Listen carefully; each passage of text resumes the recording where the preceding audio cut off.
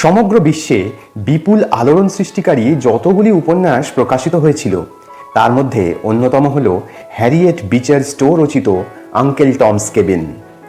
অনেকের মতে সরাসরি না হলেও পরোক্ষভাবে নাকি দীনবন্ধু মিত্রের নীলদর্পণ নাটকের উপর এই উপন্যাসের প্রভাব যথেষ্ট লক্ষ্য করা যায়।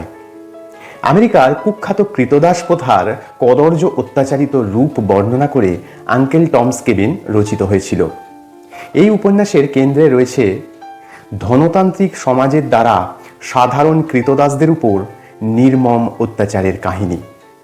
অন্যদিকে নীলদর্পণ নাটকেরও কেন্দ্রে রয়েছে ধনতান্ত্রিক নীলকর সাহেবদের দ্বারা সংঘটিত অসহায় নীল চাষিদের উপর নির্মম অত্যাচারের কাহিনী। দুটো উপন্যাসেই রয়েছে অত্যাচারের বিরুদ্ধে সাধারণ মানুষের সম্মিলিত প্রতিবাদের কাহিনী। তবে এইটুকু বাদ দিয়ে দুটি রচনার মধ্যে অমিলও যথেষ্ট রয়েছে। তবে কি Dinabandhu Mitra uncle Tom's cabin পড়েছিলেন তা জানা নেই। আমেরিকান লেখিকা হ্যারিয়েট বিচার স্টোর লেখা আঙ্কেল টমস কেবিন 1852 সালে প্রকাশিত হয় এবং প্রকাশের সাথে সাথেই আমেরিকায় তীব্র আলোড়ন সৃষ্টি হয়।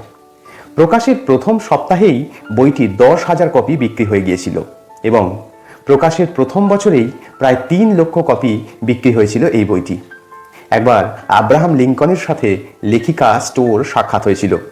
তখন নাকি লিঙ্কন স্টোকে বলেছিলেন, এই সেই ছোট্ট মহিলা যিনি আমাদের দেশে এত বৃহৎ একটা যুদ্ধ বাঁধিয়ে দিয়েছিলেন।